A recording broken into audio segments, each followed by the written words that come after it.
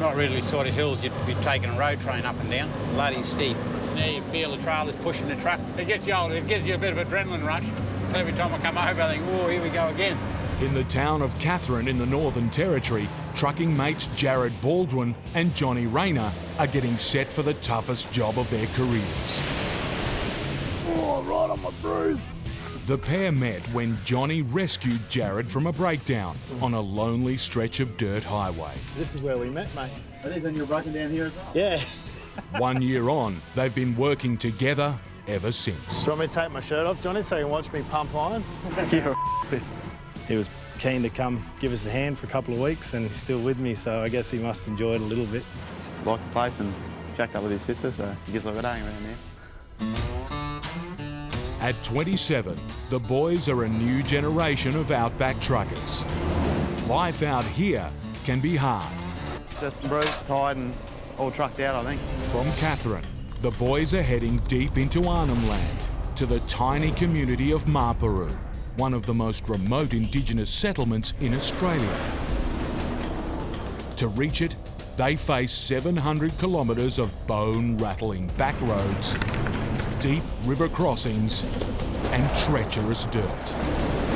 And if the road doesn't get you, the locals just might.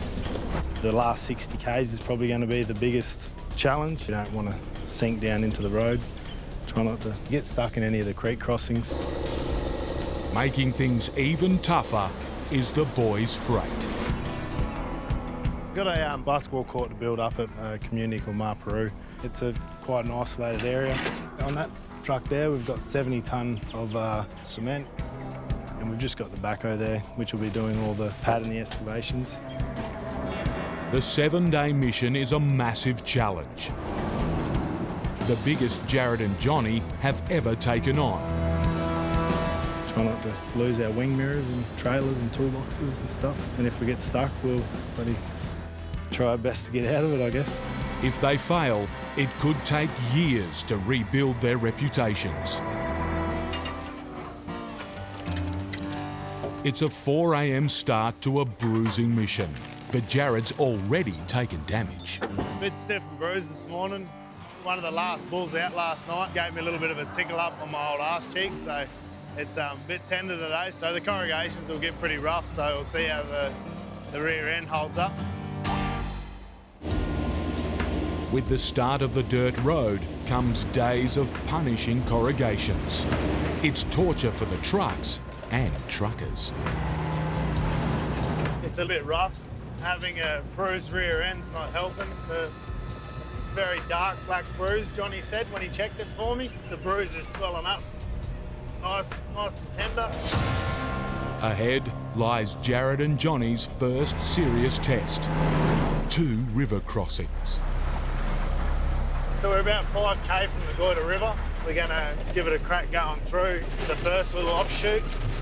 Both crossings are deep, with steep, slippery banks on either side. Get stuck here and help is hundreds of kilometres away. Jared wants to be sure the trucks are ready. So we're just going to top up the tanks. The little bit of fuel that's left in the tanks, if we don't top them up, we'll run to the back. And the last thing we want to do is stall up the side of the river. It's not a good spot to be in. With the fuel topped up, Jared's first to cross. On our way, mate. Hauling 70 tonnes of freight, he'll have to bury the gas pedal to make it up the steep riverbank.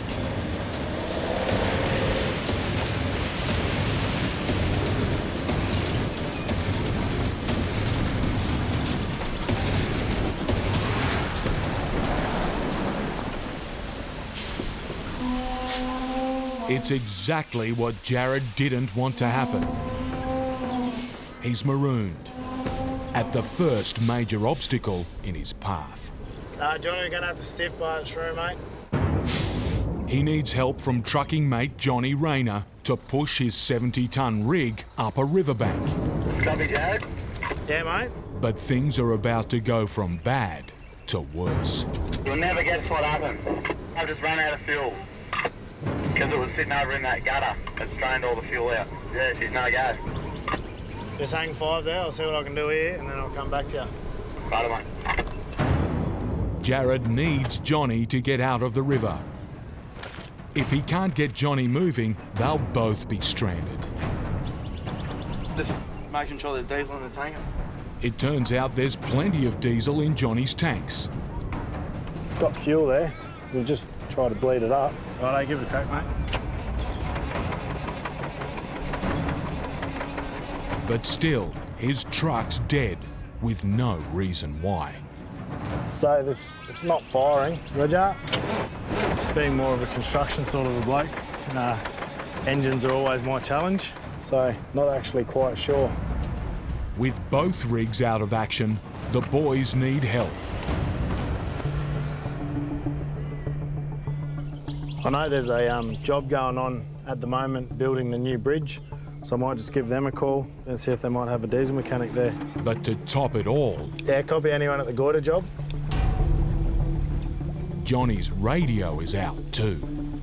This one's playing up, so we'll go try on the other truck. How's that? 2 trucks go down in like a minute. Happy days. Good boy. Happy days. If Jared's to reach his truck, he'll have to haul another load across the river. Piggyback's more inviting than walking through there where the crocs will be. Get on, old boy.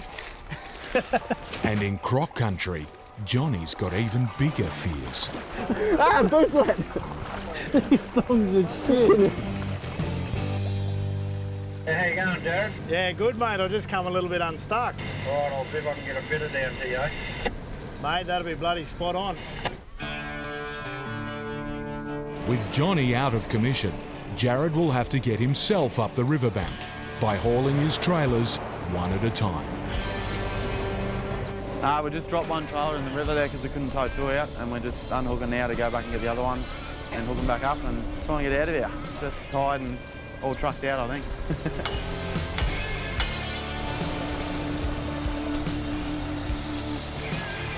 With the job almost done, there's a welcome sight. Our fitters just arrived to fix that truck, so see if we can work out what's wrong with it. It should be all good. If it isn't, then it's going to be a long couple of days in the body truck, shunting all this stuff back and forth. But that's what we need to do. That's the way it's going to happen.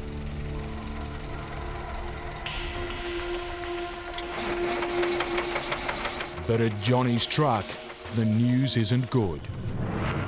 The engine's fuel filters are full, That's more than that for sure, eh? but not with diesel. Yeah, well, that's water. Yeah, well, it's not going to run on that. Nah. I'm just thinking that the fuel we got from Catherine might have been a bit dodgy, so yeah, not good at all. That's a fairly big problem that's going to stop us up now, I think. Tank's full of water, and it's just pumped it straight into the engine. I thought it looked funny. Jared fears the water may have damaged the truck's $30,000 engine. Yeah, that's what all this shit is all. How are ya? Good, yourself? Oh, been better. This is probably injector, won't it? Oh, right on my bruise. If he's right, Johnny will have to be towed back to Catherine for repairs, costing thousands of dollars and putting the whole job at risk.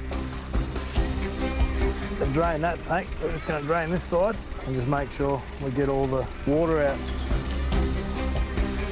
That's the water.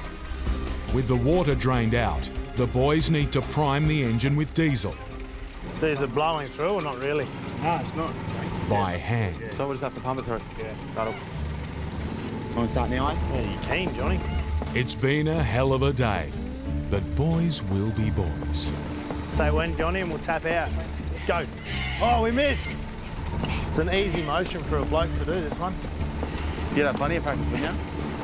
Just swapped over, Jared's having a pump now, my arm was getting a bit sore and should be right to go now, hopefully. Am I right to go, Johnny? Yeah. Yep.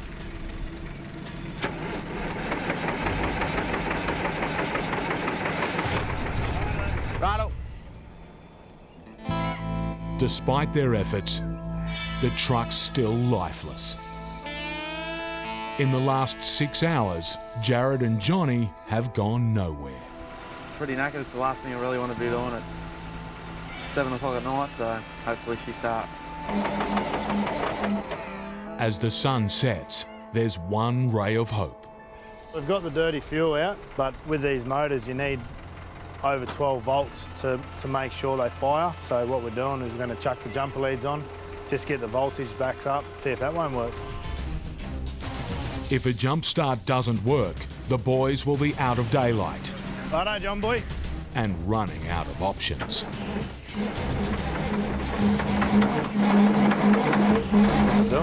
Pull up. Jared has one last idea he wants to try. We're just going to head back across this little creek and grab the other truck and bring it back. It's got a bit more oomph in the jumper leads than this little truck will have. With Jared's truck ready, it's the boys' last roll of the dice. If they can't get Johnny going now, it could be the end for the whole job. Righto, Johnny, give it another go, mate.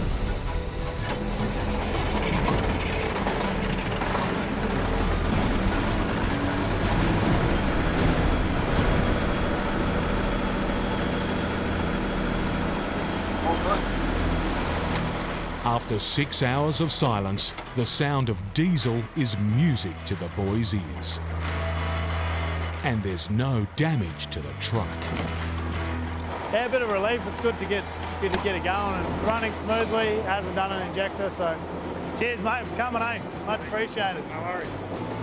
Thanks to Glenn being here. It's probably about 8 hours quicker than if me and Johnny were still bugging rising around. The boys have been up since 4 a.m, but there's one more job before a 20-hour day is done. Definitely been a long night.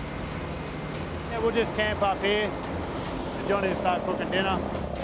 While the camp's close, there's a catch. It's on the other side of the river, meaning the boys will have to cross it again, only now in the dead of night. You never like to bloody go through a crossing at night, but can't really help the situations you get into. The Goyder River is deep and wide, with steep banks. It's a dangerous crossing, even by daylight.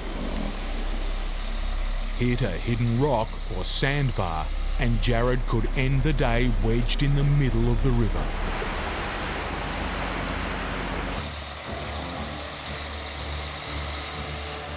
While he's through the water, getting out will be even tougher.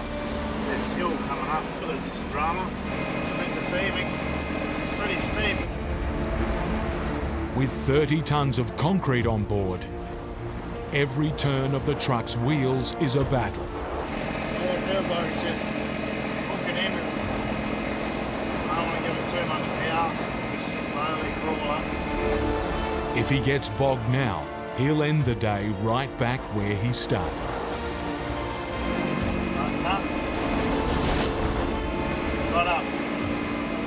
That's a big relief. Now, Johnny must choose, risk the river or lose precious time. I'm not going through.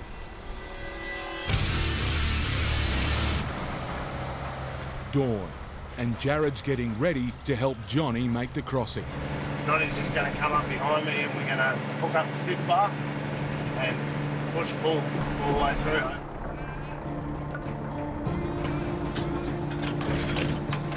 We're good. We're good to go. With both trucks connected, the huge rig is over 70 metres long. Yeah, all my weight should be on you now, mate.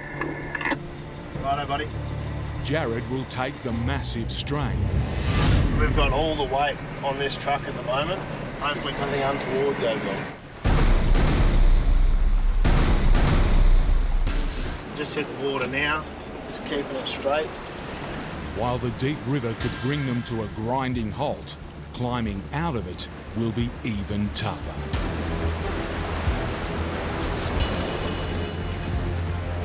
It's not really the water that's so much the drama. It's this hill coming up. All power's up the bank. And we're not going very well. On wheel spinner. Same, mate. Yes, up. The bank's too steep, even for the 1,100 horsepower monster. 70 metres worth of trailers, only probably 10 metres from where it gets flat. You ready? Righto, mate, we'll give it to it now, eh? Righto, mate, here we go.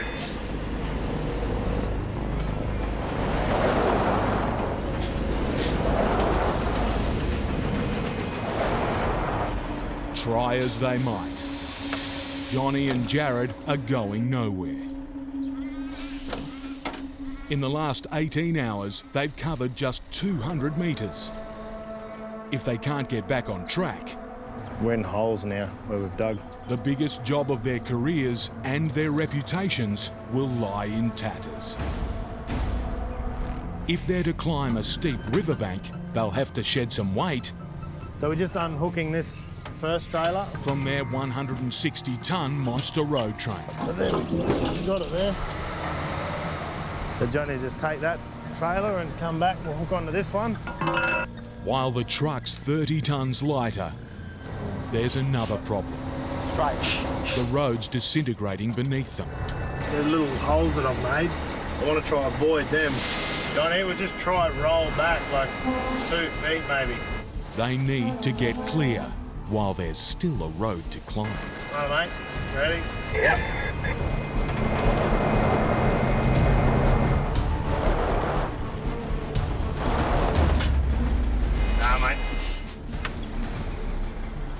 In 2 hours, the boys have hardly moved an inch. But they'll have to lose another trailer, costing more time.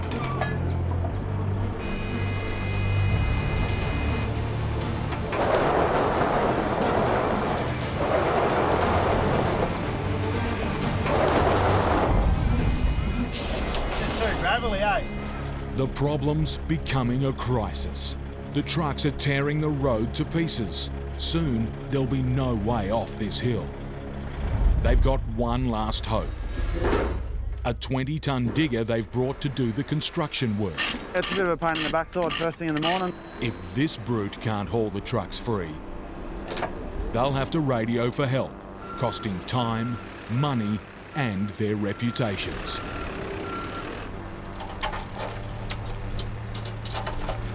Just let us know when you're ready to go, mate, and I'll be ready. I'll just take my truck brakes off now, mate. Johnny takes the strain. With 60 tonnes of dead weight to shift, it's now or never. Righto.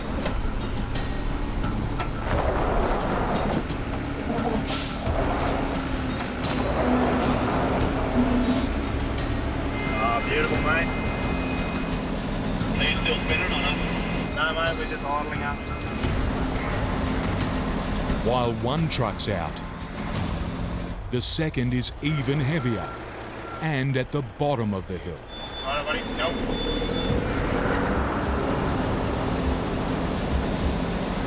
$750 revs. We're just using all the torque of the motor. We're just edging up. It's good. I like it.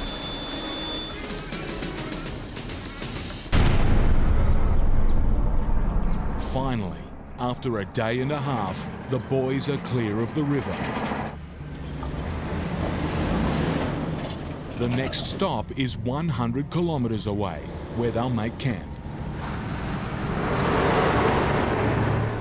Tomorrow, they'll face the trail to Maparu, a 60-kilometre access road that's normally closed to all but the toughest of 4x4s. Even by Arnhem standards, it's as rough a road as they come. If they're to deliver, the boys will have to beat it. On the narrow, rough track, they'll have to haul their trailers one at a time. We've both got singles on, so Johnny and I are living the single life today, loving it. They have 2 days to make 2 round trips. It sounds simple, but from here, it's a slow, brutal slog. We'll be going 10k an hour, probably not even out of first or second gear. Scarred by deep washouts and dry creeks, the track's impassable in the wet, barely safe in the dry. Just got to be right on the ball with what's going on. I mean, this track, extreme four-wheel driving. Extreme four-wheel driving with 40 tonnes on their backs.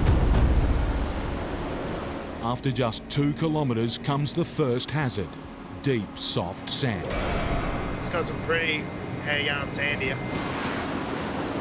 Lose traction here, and the boys will sink in deep.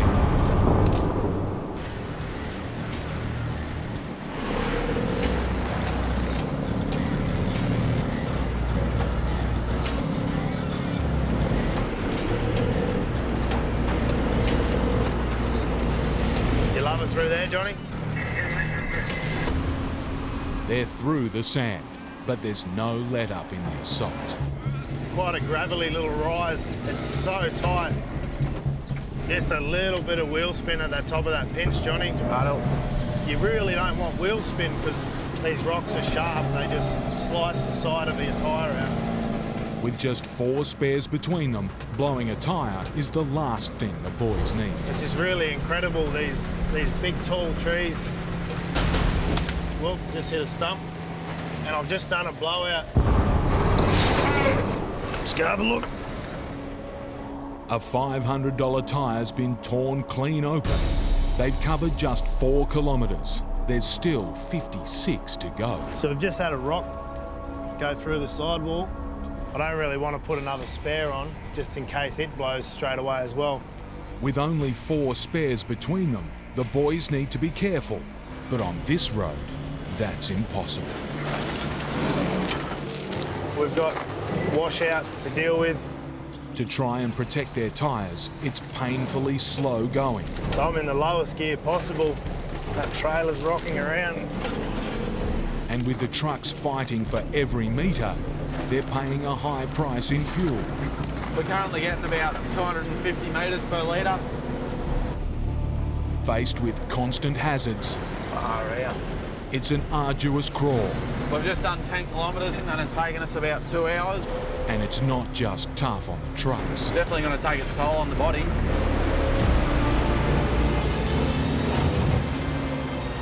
They're flatter now, so we're going to try and get a little bit of speed up so we can make some time. After a punishing few kilometres, a flat stretch of track is a welcome break.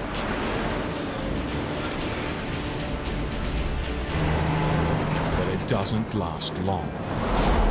So we've just got a bit of a tree fallen over the original track, and they've cut a new one.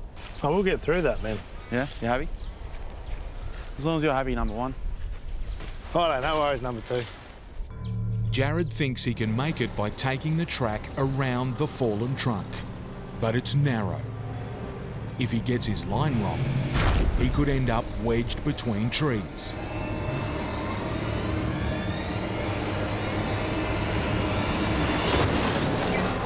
The fallen tree is bad news, but there's worse to come. Another sidewall. The brutal tracks claimed another victim. We should get past that. Yeah. Can't spot me. Yeah. And ahead, the trail's even tighter. Jared's almost through. My trailer's about 50 mil off that tree. But then, Right, over there. he needs to reverse and thread his 25-metre truck through the obstacle course of trees. If he gets jammed again, he could do even more damage, risking the whole job.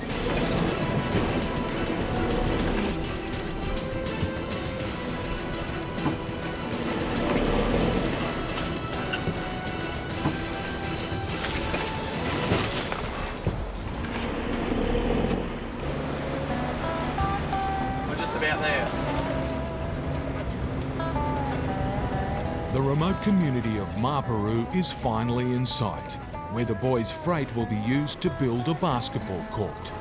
So we're here. First run down, another one to go, and then head home. It's been a tough day today. It's hard on the gear going on those tracks. Hey, righto, mate, tip it off. And then when you tip these trailers off, the pile of dirt doesn't look like much.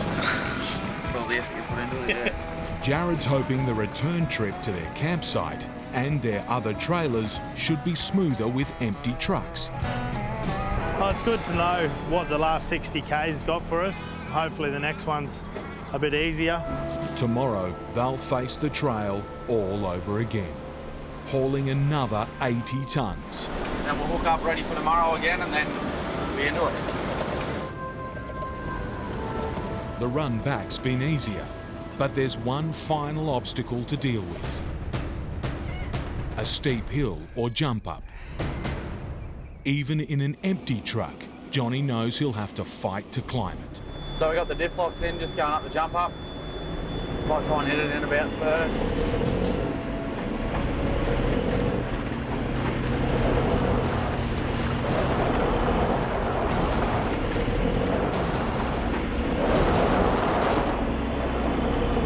But the rough terrain and sharp incline is just too much. We'll just try and reverse back a little bit to get up a bit further.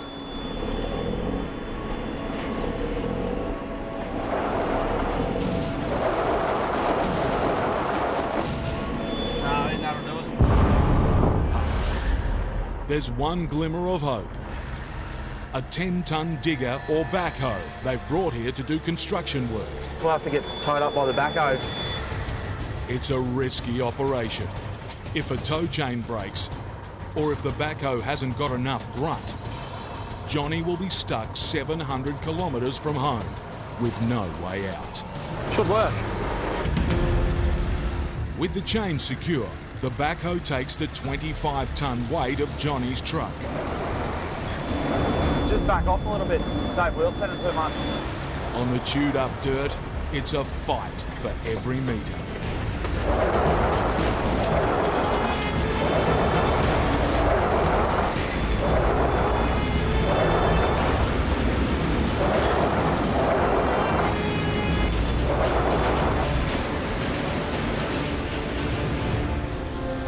The backhoe has saved the day. The first run is done. That's bloody another hard day done, so we can get ready for tomorrow. Do the exact same thing. Should be fun. Next morning, Jared needs to prep the trucks to haul the last 80 tonnes of building materials. They're different fittings. But there's a problem. It's going to really a day. The hydraulic hose that connects Jared's tipper trailer to his truck is the wrong size. Without it, Jared can't unload. That's just in, but it's not going to wind up. They're in luck. Johnny's hose will fit Jared's trailer. The boys need to switch trailers. But to do that, they'll also have to change the connecting pin on Jared's trailer. If we don't get this going, there's no way we can tip that trailer off. The fix will chew up precious hours of daylight. But with 25 tonnes of concrete sitting in Johnny's trailer, time is the least of the boys' worries. If someone's changing the pin, if it drops, it's going to crush whoever's underneath it. Johnny inches forward to expose the kingpin. If the trailer's legs collapse now, the job's all over, losing the boys thousands of dollars and their reputations.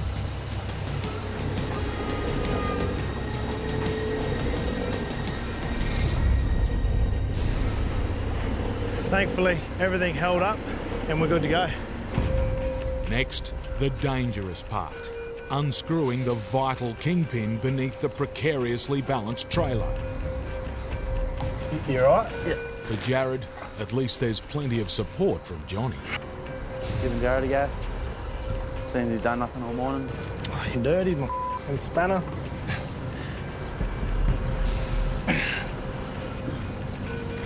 Finally, Keep coming! the operation's a success, but it's cost precious hours. Ahead is the 60-kilometre bush trail to Maparu. It's barely passable by daylight. But if the boys can't get back on schedule, they'll face it in the pitch black. I've just clipped a little branch and smashed my mirror. So it's definitely not ideal seeing as they're going to tip this trailer off. While they need to keep their speed up, the constant assault means sometimes it's go slow or don't go at all.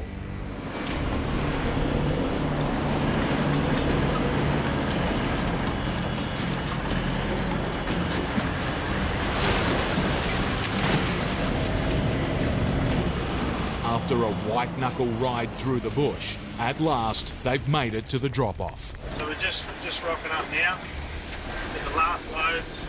We're going to go in and tip them off. In a few days, this mound of dirt will be used to build a basketball court for one of Australia's most isolated communities.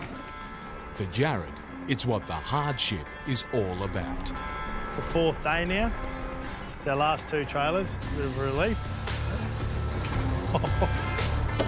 But Jared and Johnny will have to go all out one more time if they're to make it off the trail before night. There's just 60 kilometres between them and the highway. But if they get stuck now, there's no backhoe, no help, and no hope.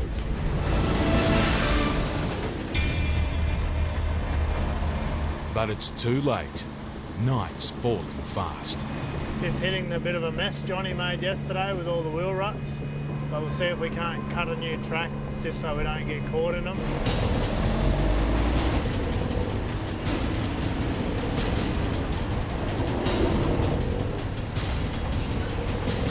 The trail's all but destroyed. Jared can't get traction. Nah, just in the ruts. Playing in the dirt, digging holes, that's all I'm doing. I'll just run out and chuck the stiff bar on and just get Johnny to push me up. With no backhoe to help pull Jared, it's down to Johnny to push from behind. I'm fairly big now, so it's starting to get to me a little bit, but I've got a bit of a headache in that.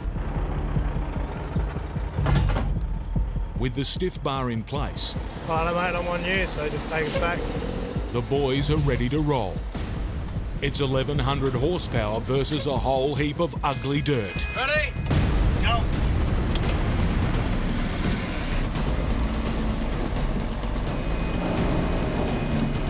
So we're just trying to feather the accelerator a bit, because if we just give it too much, we're just going to have too much force on the rock and it'll just spit them out.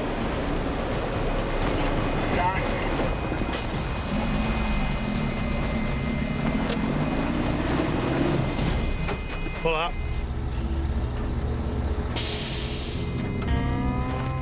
The struggle's torn what's left of the track to pieces. But Jared's refusing to quit. We're going to unhook the body truck and take it up the hill and run a chain back, see if we can't pull it up from when we're up on the top with a bit more traction. The boys have been at it for hours. They'll have to disconnect a trailer to lighten Jared's truck. Righto!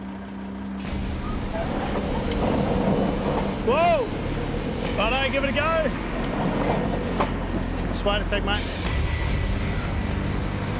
Righto, mate, just ease on. But even with the truck 13 tonnes lighter, there's just no road left for Jared's tyres to grip. They have one move left. Reconnect the trucks, reverse downhill, and try again. You just take me back and I'll tell you, so I know I'm on a good bit. Fail, and it's game over. We're going back now, mate. But as Jared reverses back, disaster strikes. The stiff bar has jackknifed, locking both trucks together. They're stuck fast. What's that, mate? The trailer has slided right. That's about a metre away from the front of my truck now. After 4 days of hell, they're staring defeat full in the face. Because we can't get any traction, the stiff bar on Johnny has just gone off to the side when my trailer's coming back down, which isn't ideal. If they can unhook Jared's truck, there's a chance they can haul the jammed trailer and Johnny out of danger with chains. Yep. So I just want to see how far I can get up, and then we'll extend out all the chains we've got with the airlines. And I've just got stuck again. But just this jump up so chewed up. So that's not a good sign. It's time to face facts. Alone, there's no way out of here. You just can't get any traction. You look at it, it's hard to even walk up the boys will need to send out an SOS. There's a construction crew working. See if we can't borrow their grader off them and come and pull everything out through at once. Their hopes rest on getting a phone signal in the middle of nowhere. There's a little spot on this hill where you can get one bar, so we'll just try it. Oh, I got one. What's going? Johnny's through. Who are you calling? To his girlfriend. Hey, bud. So we're just bogged and Johnny's just making the call home, which is of uber importance right now. Thankfully, Jared's able to reach the crew. Hey Rob, how are you, mate? Just want to ring and just ask permission if we can just use your grader to pull us out. Mate, the grader's down at bloody Killmouth Well at the moment. Nothing, mate. I've got nothing at all. On that Central Arnhem Road job. Oh, where are you? I'm at Peru, the jump up in Arnhem Land. Oh, you're right. Yeah, mate, go down and see the boys at the camp at Doyensy Creek. No worries, we'll work it out, Rob. Cheers, eh? Righto, mate. That's pretty lucky. At dawn, there's a very welcome sight and sound. Oh yeah, that's just music to my ears, eh? Whitey's just rocked up with a grader. Hopefully he'll just hook up and pull us out. This will be a car. Yeah, Roger. Thanks for coming to get us. No drama at all, eh? With massive wheels and massive pulling power, the 30-ton grader is the boys' last shot at dragging themselves off this hell of a hill. How much weight? If they can't escape now, they never will.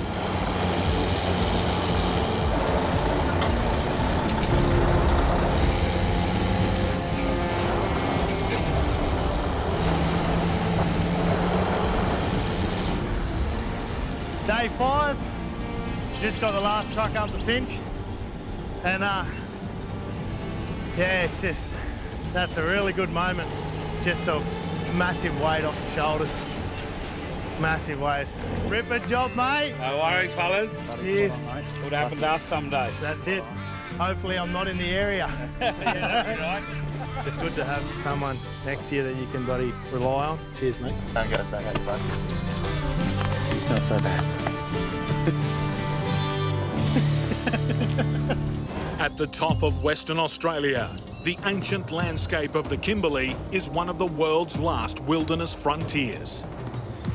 The sun-baked town of Kununurra is the gateway to this vast and remote region. Kununurra is really, really hot. 45 degrees, 100% humidity all day. As the temperatures soar, bushfires threaten. I'm not looking forward to the next few weeks rattling up and down that climb route, I can tell you. Husband and wife trucking team Nick and Joe Atkins Let me know. Oh, I'll go now. Hey, I'll be... are about to embark on a dangerous trek north, carrying a very special cargo. They're carrying a demountable school classroom for a community desperately in need of new infrastructure. This is the last part of the school that they've been trying to save up for years. Candywall's current schoolhouse is a basic tin shed, and the children can suffer extreme temperatures while they study. Really hot, yeah, like 45. The new classroom will be a game changer. It's the first one to be fitted with its own air conditioner. So this is actually the school we're picking up right here now. I think they're the transporters I've got to take right there.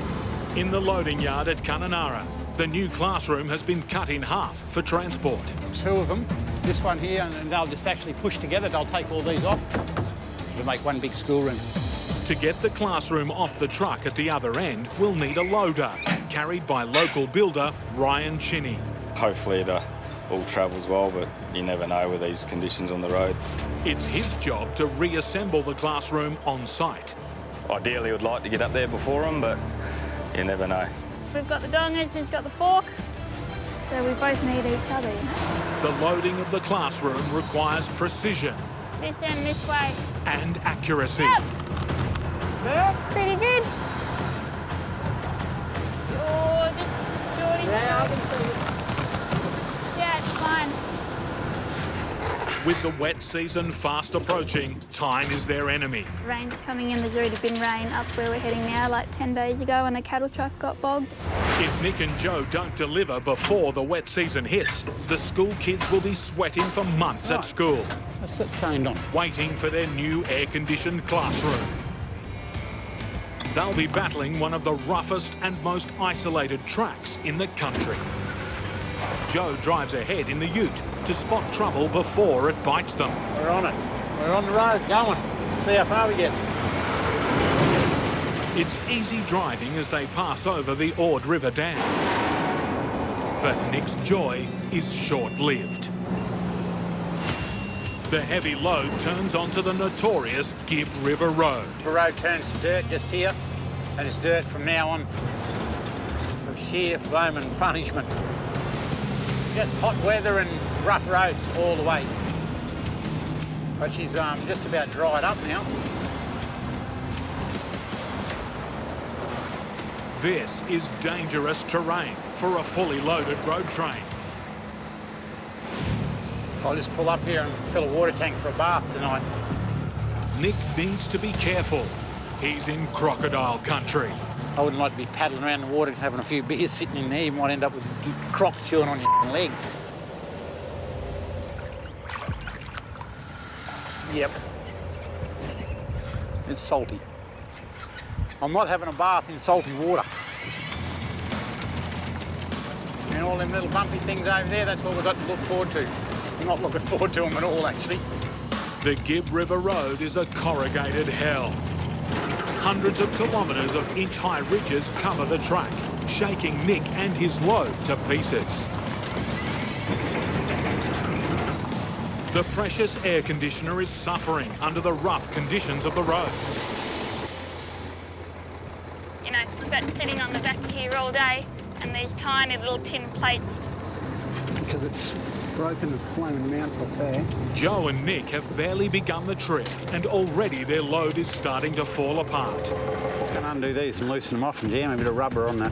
The classroom air conditioner has taken a hammering from the rough road, but Nick's bush mechanic skills save the day. I'll lift that, and so you can slide it under there, straight under this beam. I want it sitting on that beam there. I don't want to push this up too high, otherwise I'll break all these pipes off. Beautiful. Yeah, just take a little bit of vibration out of these mounts here, because she's slowly rattling them apart. It's heartbreaking to be the receiver when you get your end product and things broken. Like, yeah, you feel awful. If that's all the problems I have all the way up, I'll be pleased, very pleased. The corrugations are slowing the truckers down, and they're worried about the other truck being driven up separately by Kununurra builder Ryan Chinney, carrying the forklift needed to unload the classroom. I heard on the radio there's a massive wildfire out of control in Kununurra there at town, and right where the builder's yard is, so it might get delayed and held up, so I don't know, hopefully they're all right. Well, if the builder doesn't turn up when we're on the road to Mitchell Plateau, you know I'm going to have to sit in there waiting for him. With no sign of the other truck and temperatures hitting 40 degrees, Nick and Joe take time out. Last bath for the next couple of days. Washing off the road dust in a freshwater creek. It's not just the truckers who get to play. But the moment of relaxation is short-lived. A few little obstacles across this creek here. Got a big bloody limb sitting up just up here. Trees and crap all over the road. At a dangerous creek crossing, low-hanging trees threaten to damage their cargo. Got a bloody tree stuck in that dongle. When trouble visits way out in the bush, Nick resorts to the best tools available. His bare hands. Bit of pruning, hopefully. And that's the only tree I have to get up and pull down.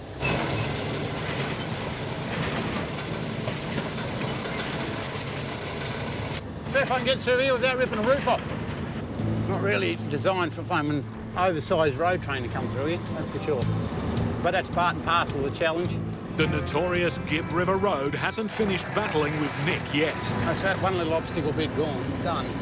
Ahead in the spotter vehicle, Joe warns of an unexpected steep decline. We'll just do that first big jump up now, so I'll just pull up here and wait for you to catch up, and then I'll just pull off any traffic that's coming. Bloody steep. Nick makes a slow and cautious descent. Not really the sort of hills you'd be taking a road train up and down, but we've got to get the school building in there, so this is what we have to do. Too fast, and the giant load could force an unwanted momentum on the truck. You know, you feel the trailers pushing the truck. It gets you old, it gives you a bit of adrenaline rush. Every time I come over, I think, oh, here we go again. Getting down the hill was a challenge. Getting up will be harder. Nick splits the load to stand a chance of making it to the top of the hill. Especially up this little bit here, I got stuck here last week. Just as he thinks he's got it conquered. Like this, exactly like this. History repeats itself. You dirty bastard. And this is the worst part, trying to reverse that dolly back down.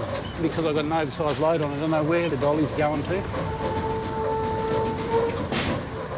I'm moving again, I'll see how I go. Try to keep my drive tyres up in this half-hard looking shit.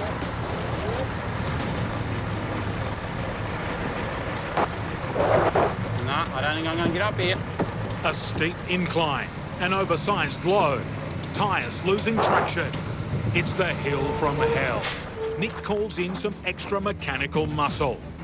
I'll hook that Hilux on the front of it and it'll give me an extra little bit of helping hand. I hate this stuff.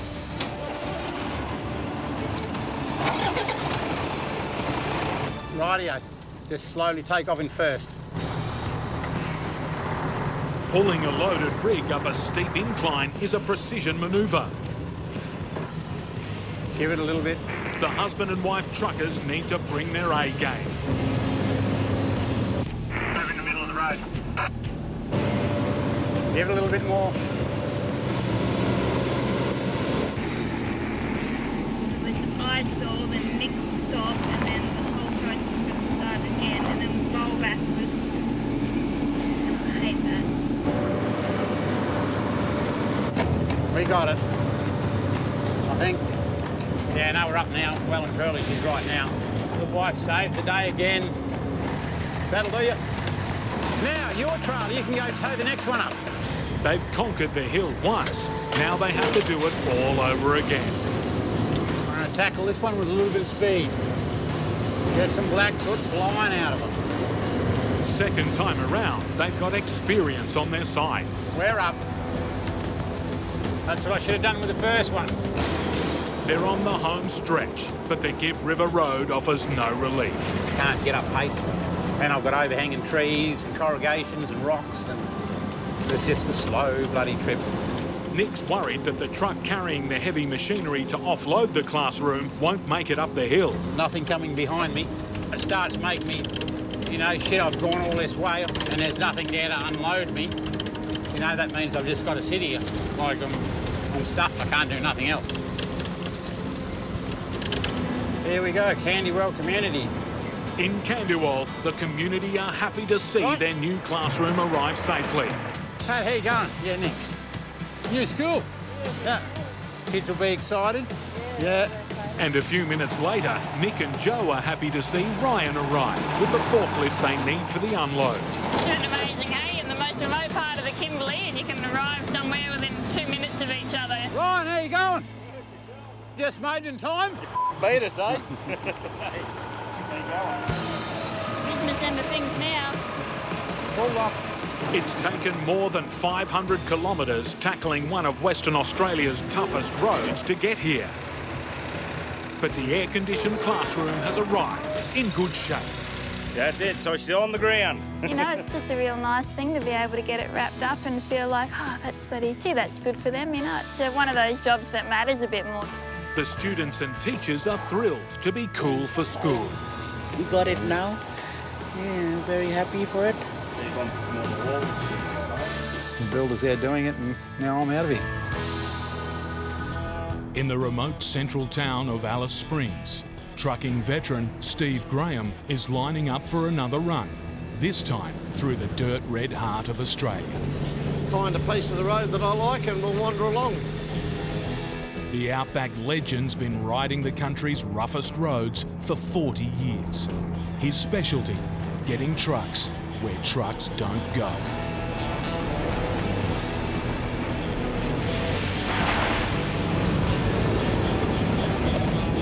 This is seriously bad news.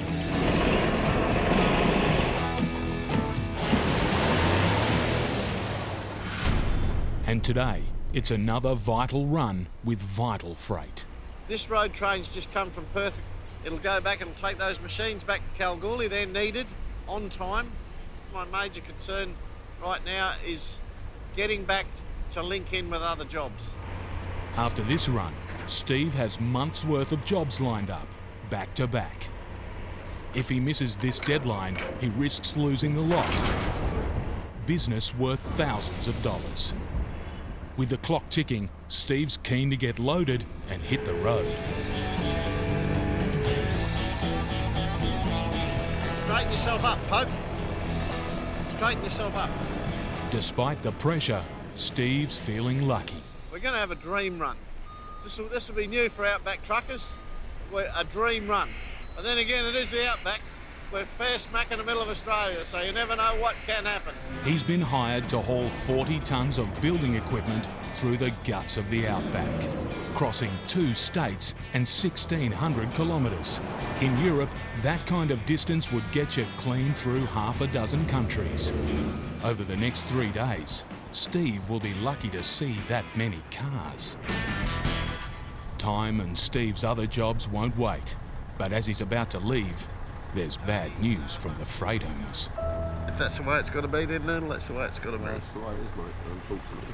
So we're waiting for some parts to come in. One of the machines we're taking back to the west needs some repairs, so that's what's holding me up till tomorrow now. Waiting for the parts puts Steve's tight schedule under even greater pressure. And there's more bad news from the freight owner. Steve's to lose a third of his load.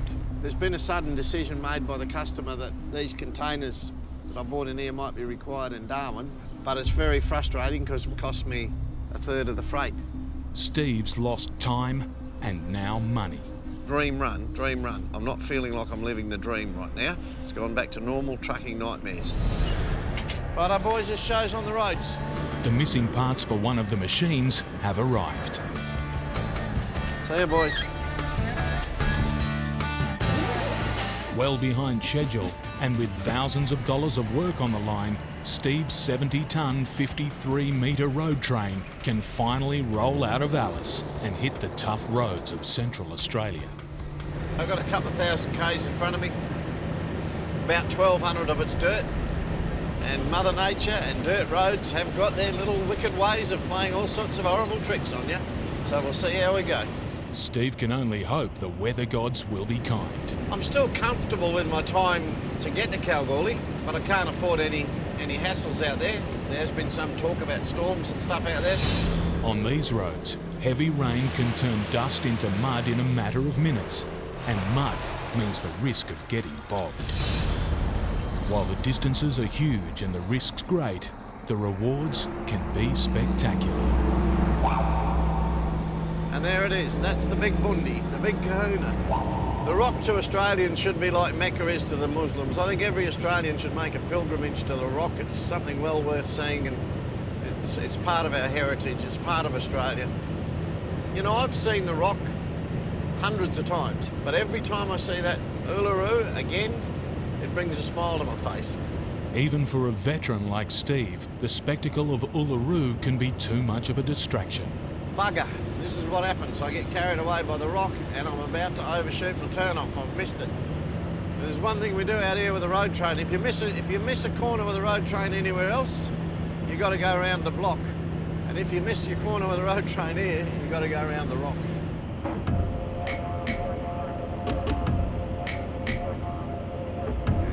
You can see how the local people have their attachment to it and have their spiritual legends involving this place. It's a pretty awesome place. It's a stunning detour, but it's valuable time lost. with an awesome sight behind him, there's a dreaded one ahead. There's 1,200 kilometres of dirt in front of me. And it's the old story. Prepare, be ready. If you're not prepared, well, your dramas just get bigger. Steve knows all too well what he's about to face. This Docker River Road was absolute nightmare. The corrugations were bloody horrigations. From now on, supplies for Steve and Teeny the dog will be precious. And drink? No, we can't waste it. For the next 1,200 kilometres, there's little water, food or fuel. I'm starting to regret those smart statements I made back in Alice Springs about dream run, blue skies and the sun shining all day. Anytime I say I'm going somewhere and it's going to be fine weather, it bloody rains. With his schedule already on a knife edge, bad weather could destroy Steve's chances of making the deadline on this job, risking thousands of dollars of other work. The normal fear with the weather is that we get enough rain that they close the road, and the closed roads cost me time. But another of his old foes has just as big an appetite for destruction. Corrugations. These constant ridges turn dirt roads into bone-shaking highways from hell. Every last nut and bolt on the truck takes a beating. Steve must pull up and check his load regularly. Every stop means more time lost. But push on, and he risks damaging his load, his reputation, and the job. I've just got onto the bad corrugations, and it doesn't take long, only a couple of kilometres. And anything that's going to come loose will rattle loose.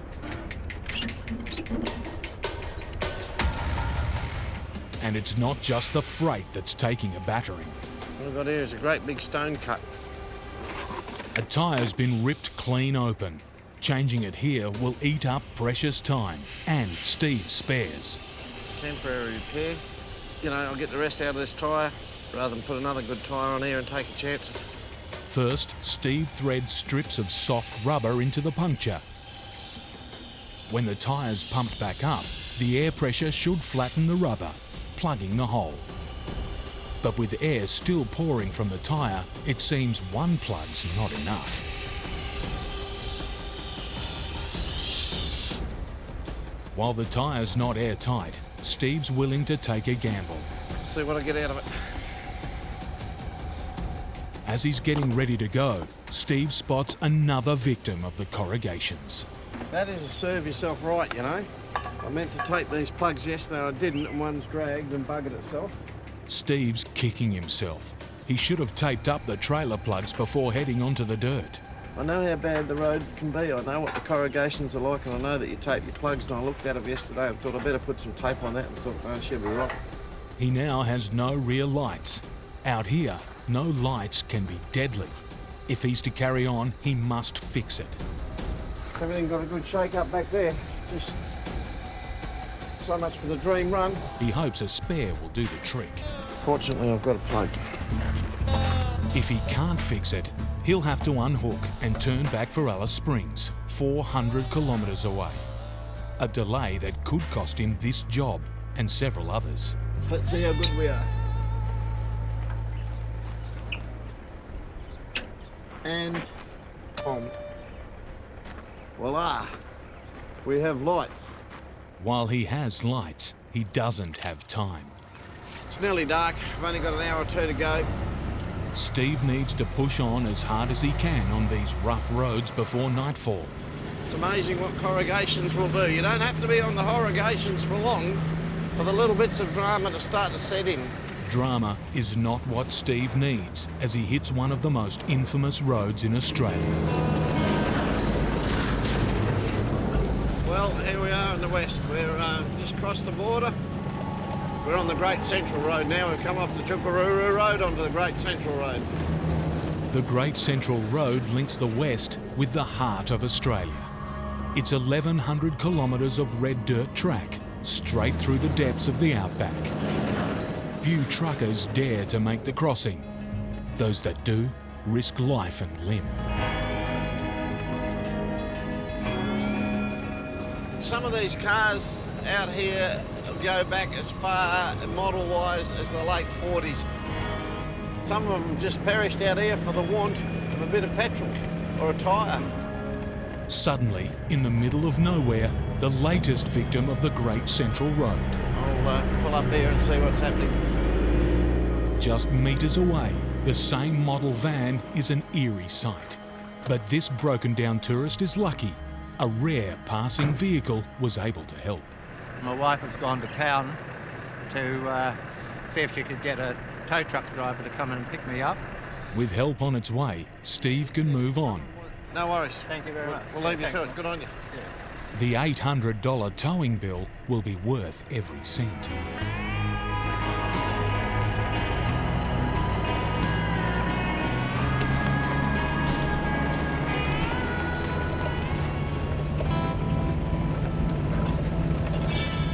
It's been a long, tough day. Finally, Steve can pull up for the night. But for Outback Truckers, there's no rest until the job's done. Steve wants to head out at first light, and that means changing his leaking tyre now. If you couldn't deal with stuff like this in this business, well, you'd have to get out of it. Stay home with Mum. He's tired and hungry, but the veteran trucker still has some heavy lifting to do. Each wheel weighs 50 kilograms. On a bad day, they can take an hour to change. It's dawn in the Great Victoria Desert. He's had little sleep, but Steve wants to hit the road as early as he can to make up lost time. He can't afford any more delays and needs to make sure his old engine is ready for the last push. I'll just make sure everything's pretty right with this truck.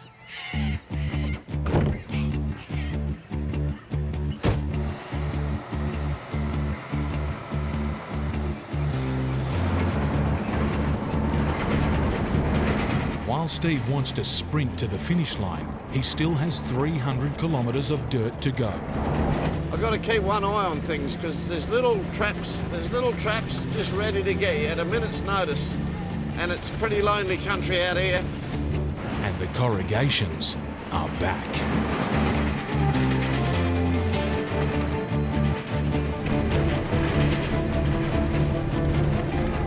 The bitumen can't come soon enough. And that's her. That's bitumen. That's the good stuff. Nearly 1,200 kilometres of dirt behind us.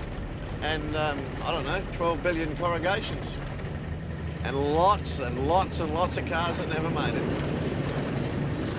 Despite the battering, Steve survived the dirt. And we'll head into some civilization, a shower and a feed, to sit down and feed that someone else cooks somewhere will be nice. After all the delays, he's made it on time. You like getting a job done and you like getting the freight in on time, tidy your gear up and get some maintenance done and go and do another one. If life could be like that all the time, it'd be a pretty good life.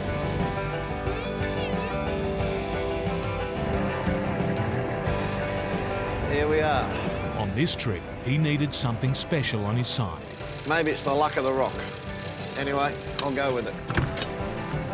He's delivered this load and kept the other jobs alive. But there's no time to spare. He must load up for the next run and do it all over again. 7 a.m. in Ipswich, southeast Queensland. The suburban streets are quiet. But not for long. Go! Disturbing the peace goes with the territory for Mackay and Sons house movers and their massive machines. Nice day for it. Foreman Shane Burgess's mission is to safely deliver this massive 3-bedroom home to its new owners. They've bought a vacant plot of land with incredible views on an island just off the Queensland coast. The house is like 13 metres wide, but you could cut it into 2 sections. It's got to go for night, it's got to be loaded and on the trucks this afternoon. Navigating 2 huge loads Cut it there. through tight suburban streets will be a challenge. But there's a lot of work to do before the trucks are ready to go. So I'll get these stumps out. Shane and his crew need to get the house off its stumps and onto the trucks. Jacks on here, get it up, get the trailers under, and then we can do the roof and split everything else up. There's a problem. The ground clearance on one side is too low to slide a trailer underneath. But Shane has a plan. We can get one trailer under, and then we've got to set the other side up on hydraulic jacks and lift the whole house up so we can get the other trailer under it. The house weighs around 30 tonnes. The team needs to raise the entire structure by a metre to wedge the second trailer underneath. It's all on driver Darren to manoeuvre the first 19-metre-long trailer into position. Whoa. Leaning on 30 years of trucking experience. How much of that backstop? How much? Whoa, whoa. He slots the trailer in. Yep. No drama. Going up, that's what we want to see.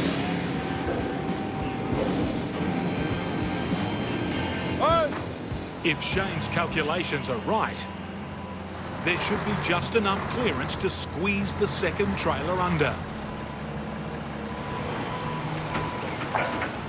Even a gentle nudge could send the house crashing off its stumps. Shit. The trailer's wedged under the skirting of the house. Whoa, whoa, whoa! Shane uses the remote to lower the hydraulics and turn the trailer's wheels to navigate out of trouble. Both trailers are in. I'll get there now, start separating it. The team needs to cut the house in two for transit. But ominous clouds threaten overhead. Yeah, well, this time of year, storms coming through, like sort of in the afternoons. So, yeah, getting a bit dark out that way now.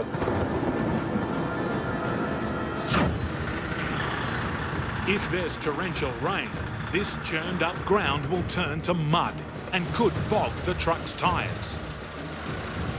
It's crucial the team gets the cut done fast. Got a gap all the way up the wall here now. Before Darren uses the truck's hydraulics to split the house in two. We'll just go a little bit at a time. A heavy touch here could do colossal damage. There we go. The separation is successful. Hold on! And loading complete ahead of the looming weather bomb. No, it's all good. Yeah, ready to go. Good rain now. With just minutes to spare, the heavens open. If it had rained earlier like this, we could be bogged and we could be here all day. The Mackay crew may have dodged one storm,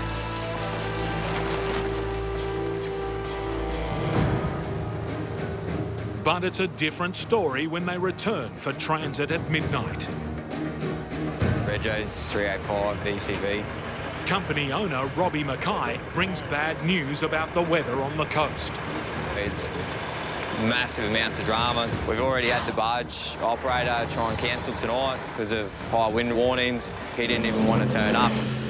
We have to get this house off this block. This block's been subdivided. Not good news.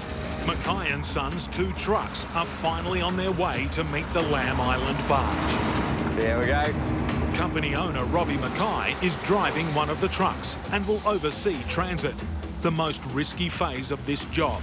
It's massive amount of money tied up in the truck. If one thing goes wrong, you're talking like massive repercussions.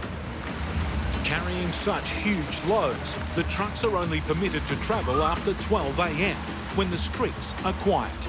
Tonight, that's a problem. The barge captain wants us there at 1 o'clock. We can only leave at midnight, so we can't go any faster. He knows that. He's a bit cranky, the barge operator. Right from the get-go, they're racing against the clock for the 80-kilometre journey to the coast. One low, one here. But leaving the suburbs... Keep coming, keep coming. ...is slow going. Whoa.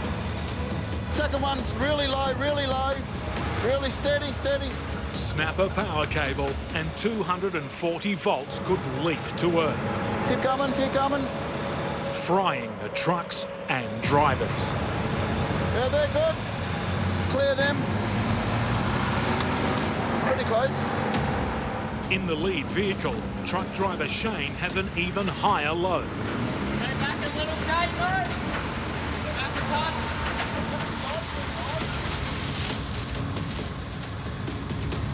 It's not just low-hanging wires that slow progress. Whoa! City streets aren't designed for massive 8-metre wide loads. Keep going forward. Whoa, whoa, whoa, whoa. Lift this side back up that little bit. Lift this side up. Whoa! Up on the driver's side. Keep going, keep going, keep going. You're on. You're clear. Keep going. Come on. Pass the side. Hello, you're clear.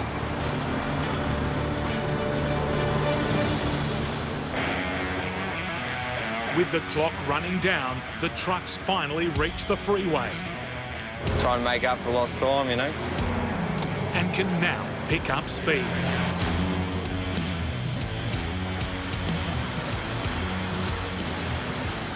But they're only 3 kilometres into the journey, and it's already past 1 a.m. We're still probably an hour from the barge, so the barge captain doesn't want to load during low tide. The captain's stressed. The extra weight of the truck could ground the barge if the tide is too low. With under 2 hours till low tide, Robbie is cutting it fine. We're trying to get there as quick as we can. Hopefully, he'll still let us get on, you know. When the trucks finally arrive at the boat ramp, the barge is nowhere to be seen. Leave it there, mate. We'll wait and see. Half of our equipment's tied up underneath these 2 sections of house. If this job gets pushed back, we got months of organising and pushing back every job. It's a massive, massive effect, massive amounts of dramas. We just need to hustle and get this on. They brought the barge down to where we get loaded from, but it was just getting bashed against the pylon, so they had to take it out to sea so that it didn't smash itself to pieces. Go! The tide is dropping fast. There's an increased risk the barge could run aground under the weight of their giant cargo. Rushing this tricky manoeuvre could prove a very expensive mistake. Front up! Right. When you're backing into the barge, momentum can just drag the truck, house, everything into the ocean.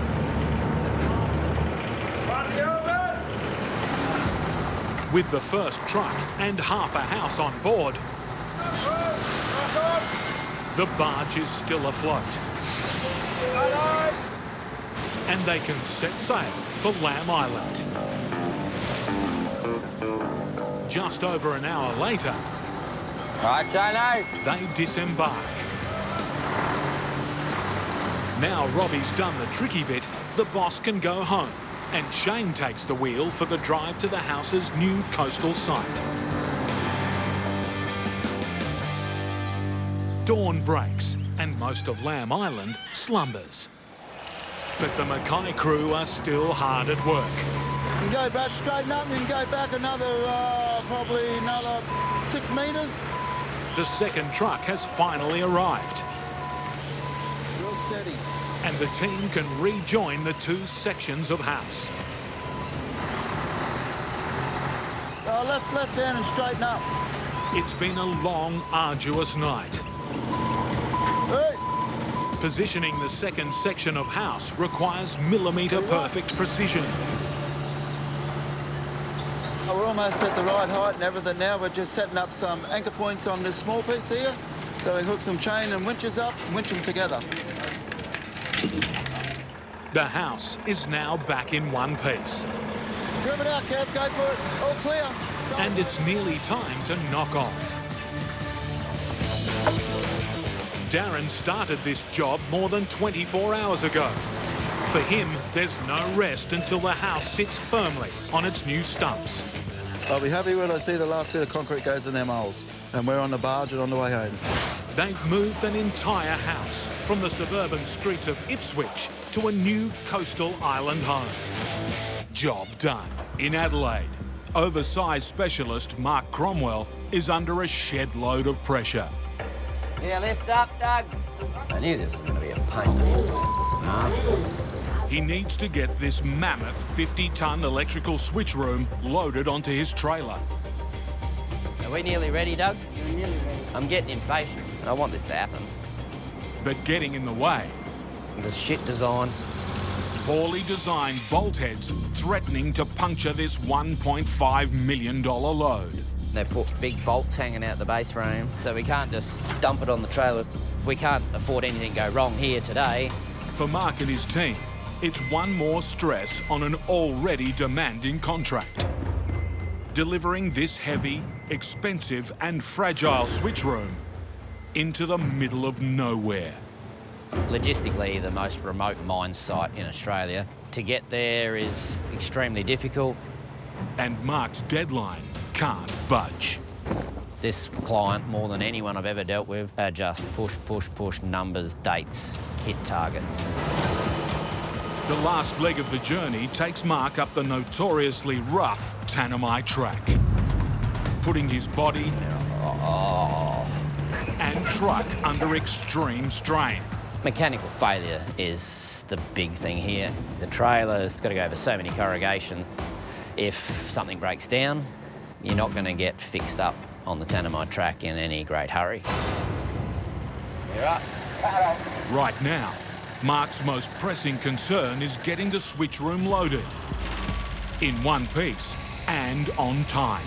We have to leave. We're all permitted and we can only leave tomorrow morning at sunrise. Miss his permit window and Mark could be delayed for days.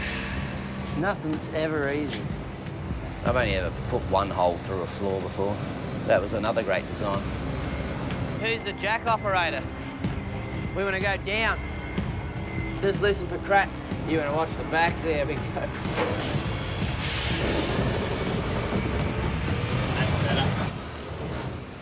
That should be right. It'll just touch the little bolt heads. That's all right. With the load finally on, Mark's feeling positive. Tomorrow, bring your good clothes because we're not getting dirty. Nothing goes wrong.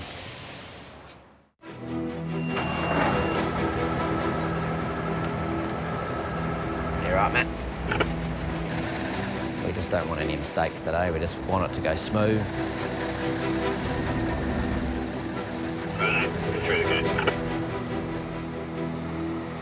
Mark's first hurdle. Make it safely through a city of 1.3 million people and its early morning road users. It won't be long before we see the mammals all out and about. Mammal, that's a middle-aged man in Lycra. Have I given him a metre, Matt? Yeah, I've given him 3 metres, I think. Always pays to be sacked. He's cleared the city, but overhead, worrying signs. So in this schedule, there is 0 fat. If these clouds open up, it could be a disaster on the unsealed roads ahead. We got rain on dirt roads that we need to go on, and they'll actually go there and shut that road, so we could actually get stuck in Port Augusta. We've just got to pray that it doesn't rain. Yeah, we're on the dirt now, so we've got about an hour of doing about 15 to 20 k's an hour. The electrical switch room he's carrying is big in every respect. 5.5 metres wide by 16 metres long and worth $1.5 million. But out here, there's always someone bigger. Now we're going to run into another wide load. This $3 million mining truck is 6.5 metres wide. Getting past will be a close call. I'll just pull over here. It's going to be a bit tight here. We might have to wiggle it through. So if you don't hit the building, we'll be right.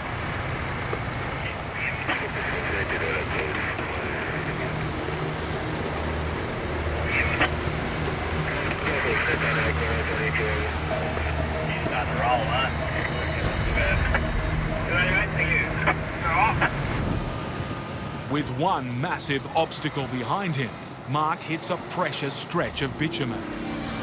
The Stuart Highway is the only sealed road through the middle of Australia, a vital lifeline between north and south, with trucks pounding it 24/7. And hot on Mark's heels, a fuel tanker in a hurry. So we're going to hold our line. He doesn't want us going all over the road left and right. He wants us nice and straight. There's only 2.5 metres of road to spare, the exact width of the truck.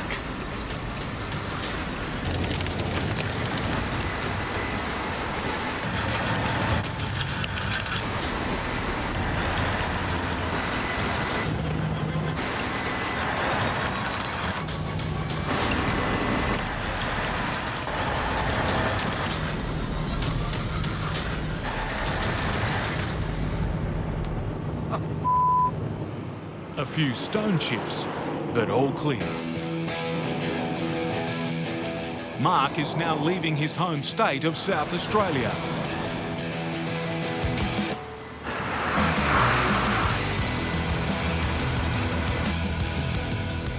But before he can go any further, he must clear a heavy vehicle checkpoint. We're going to weigh every axle on this truck. Every measurement gets measured up. They're going to sign off the permit. And it all can be turned on its head, you know, just based on someone's interpretation of that permit, the way it's worded.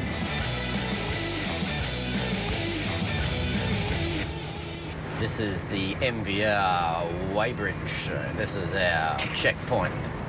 If Mark's truck's not in order, he could be sidelined for days. There's no way that you can avoid it because there's only one road that goes through the territory. And these things don't go bush. Straight away, things aren't looking good. Another switch room from Mark's company is getting a lot of attention. Yeah, just wondering what's going on. It's your mate. Which one? The one we don't want.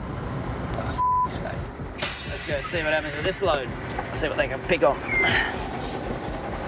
We even measured it all out based on your state's guidelines and... So you reckon this complies with our state guidelines? Yeah. They're trying to tell us it's the wrong trailer for the load. I just said, where's it? Show it in your specifications. They got no answer. We'll win our battle, but it could take friggin' weeks. It's Mark's worst fear. On an urgent job for a demanding customer, he's now facing a very long delay. The client's going to be shitty because they're going to say you haven't managed this properly. Yeah, well, I'll have a look at After a frustrating wait, the decision.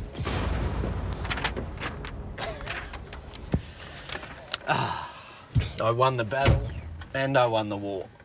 It's a massive relief. Losing this fight could have cost Mark dearly. We had to unload the building, so we would have had to go onto the Tanami, delivered that, come back out, then pick this building up. So I could have been there for days while this all eventuated. Meanwhile, the directors at the company would have been having kittens. But this win has come at a price.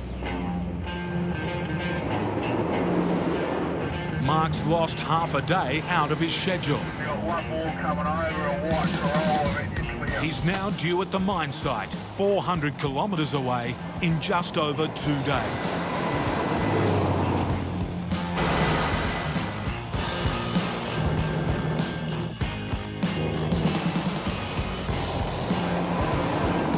That's possible on the bitumen. Now the mental torture starts. But mission impossible on this dirt.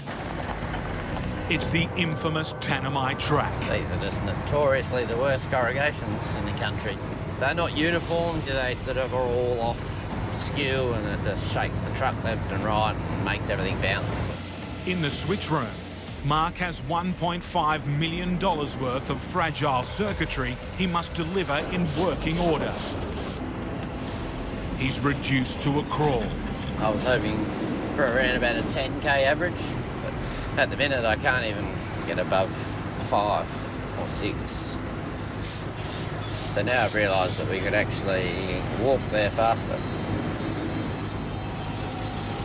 The suspension and the steering linkages and everything is just copping an absolute pounding. After 5 hours of agonisingly slow progress, Mark's getting worried. We've sort of gone from our 2-day calculation to being as long as it would take to now possibly 2.5 to 3 days. The gold mine waiting for the delivery is shutting down operations to install this switch room as soon as it arrives. Miss that deadline and it'll cost the mine site and Mark dearly. We cannot miss this delivery date. It's now locked in. The fight with corrugations has slowed them to a walking pace. It's a war. It's a war against the corrugations. But Mark's found a secret weapon. Yes, we've hit the mother lode. I've found like dozens. Look at these old grader blades. We're going to drag them along in front of the trailer wheels.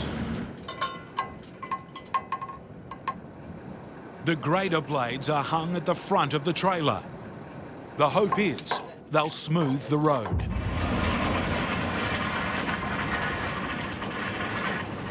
Doing what we want.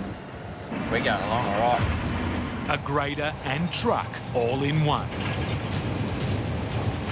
And it's nearly doubled his average speed from 8 to 15 kilometres an hour. Mark's deadline is back within reach. But then... Apparently the road's closed from Uendamu to the Granite because they've had a fair bit of rain overnight.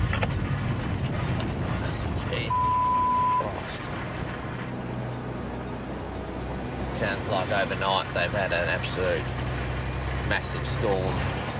There might be patches of the road up here that are just going to be impassable for weeks. We don't want to be stuck out here indefinitely.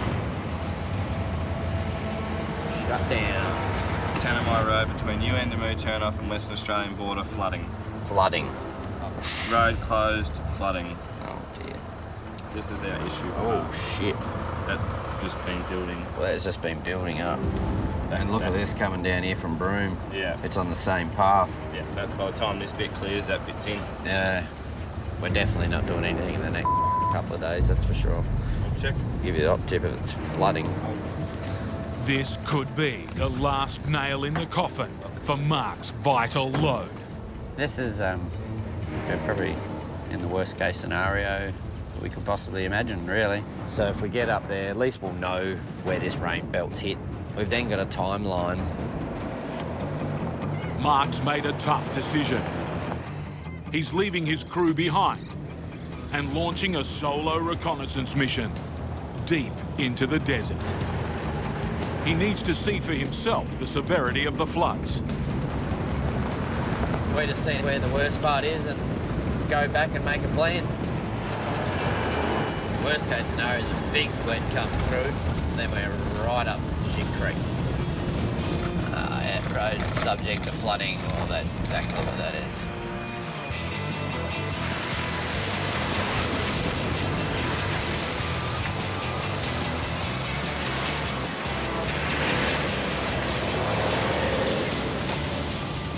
That's the only real major spot so far of water completely across the road. It's getting a little bit boggy there.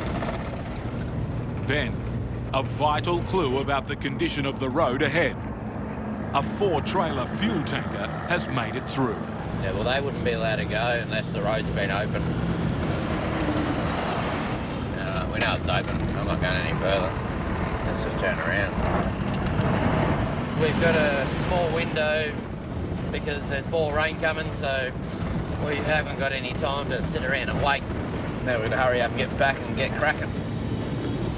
There's a few boggy patches a long way up, but by the time we get there, if there's no more rain, that should dry up. Back to the grind of a very dry, rock-hard road.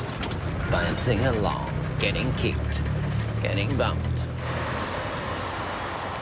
Yeah, now the mental torture starts. And I know we're 2.5 days away. You can't go any faster than 5.6. It's frustration in motion. To make his delivery deadline, Mark needs to go faster. But do that, and he'll smash the switch room. This is absolutely horrendous. You can't just let the building go bang, bang, bang, bang, bang, because by the time it gets there, nothing will work.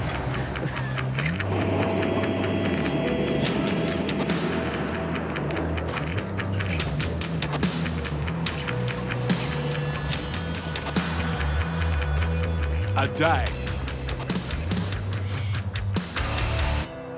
And night pass at a snail's pace. By the following afternoon, Mark's losing hope. There is zero fat in our schedule. In fact, we are behind schedule, and we're never going to get it back. Just one option remains to make up time. You can see where the trucks are been driving right up on the shoulder of the road, just trying to get as far up out of the corrugation as possible. Driving on the soft shoulder may be faster, but it's a path fraught with danger. Yeah, well, you got to be very careful when you run on the side of the road in this soft stuff, because it might feel sort of firm in one bit and the next minute it'll just grab hold of the steer and rip you off into it. And by the time you try and catch it, you're in too deep and you'll just get bogged. The risk seems to be paying off. At least there's no real corrugation up here, and so we're getting an extremely smooth ride and double the speed. Oh no. We're in a world of trouble. They got bugged.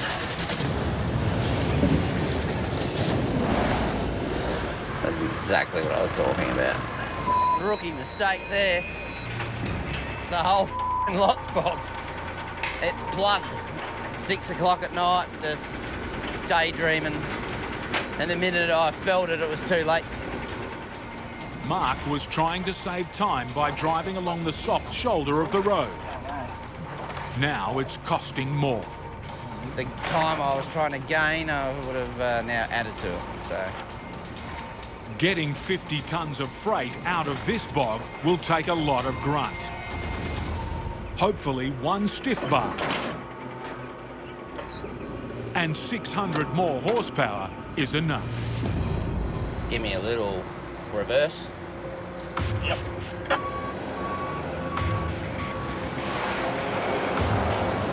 A short rollback to firm up the dirt. Right, hold it there. Now, the moment of truth. Righto, Mark. Yeah, mate. All's coming on.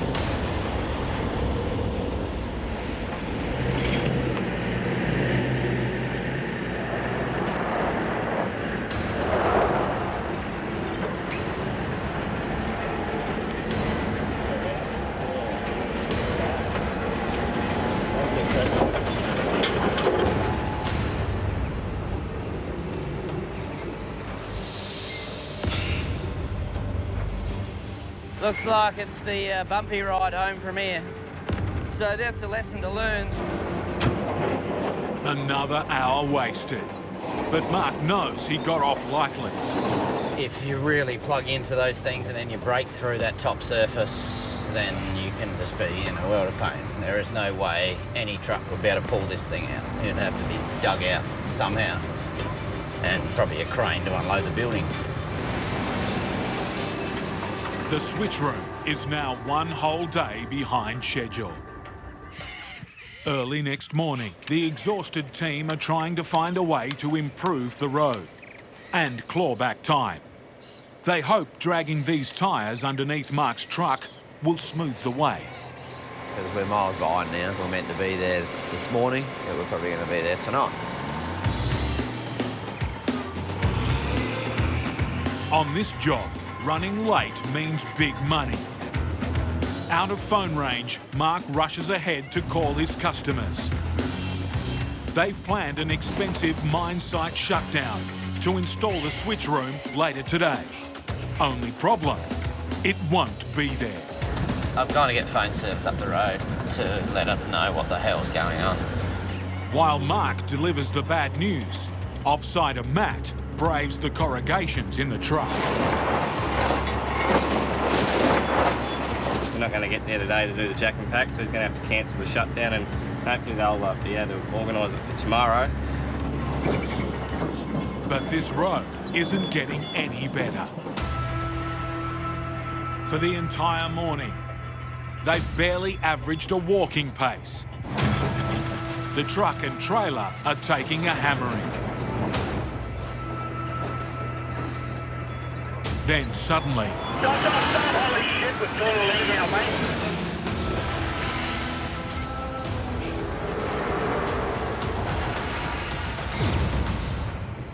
The old trailer hasn't liked the dirt too much, and we've dropped a leg clean out the back of it.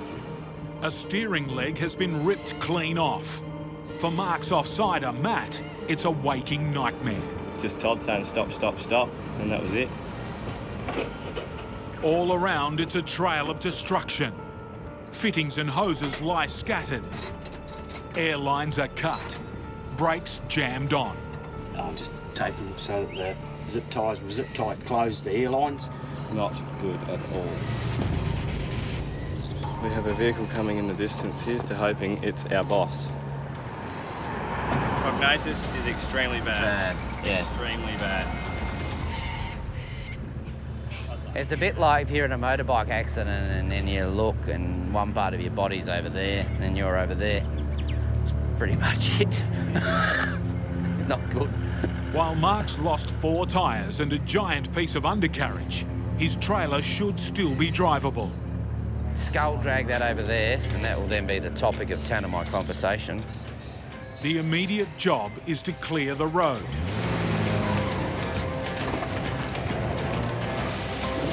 It might not be pretty, but it's effective.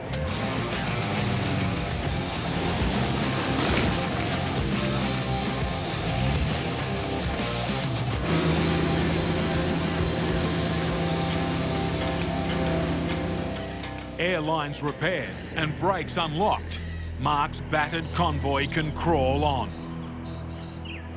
More weight is now bearing down on his remaining wheels. Mark will have to be extra careful.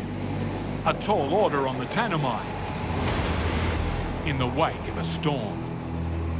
We've got up to our first real bog hole. This 3-ton car makes it look easy. Mark's 100-ton rig could have a harder time.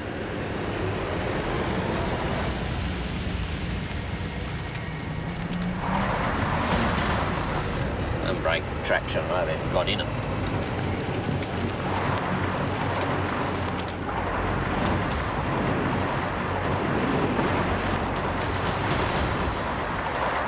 It's so greasy here, so it's just slipping.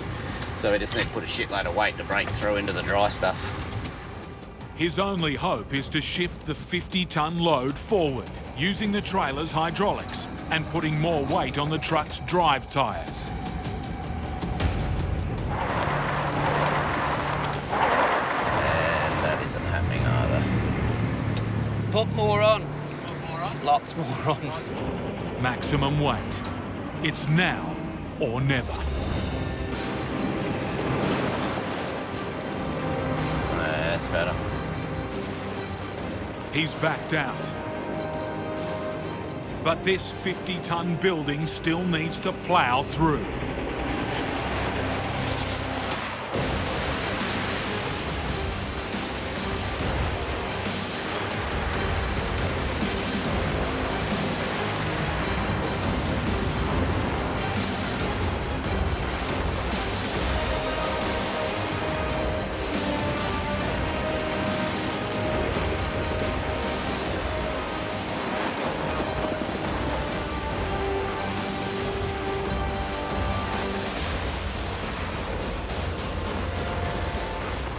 A bit nervous on the entrance because she just was a bit greasy.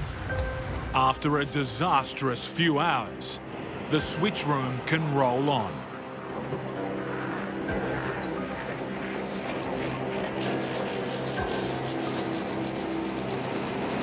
So after 260 kilometres, we're down to the last 10 kilometres of the trip. But the Tanami isn't done with Mark yet. Unfortunately, it's the worst 10 kilometres of the whole trip.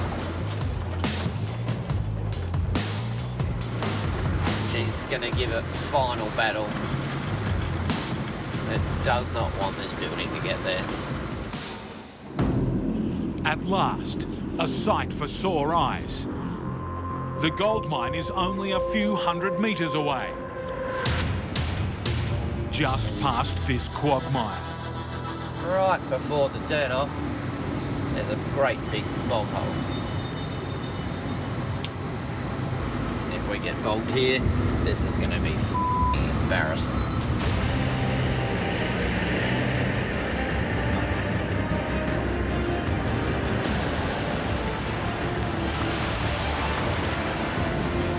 Oh, don't you dare.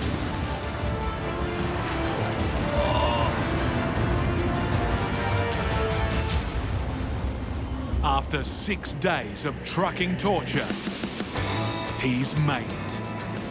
We are here. This is a joyous moment in every Tanami truck driver's life when they can flick the left indicator. That means the end. Just relief, because it's been quite a long, mentally taxing trip. But now, Mark can take a load off. Yibbida yibbida, that's all folks.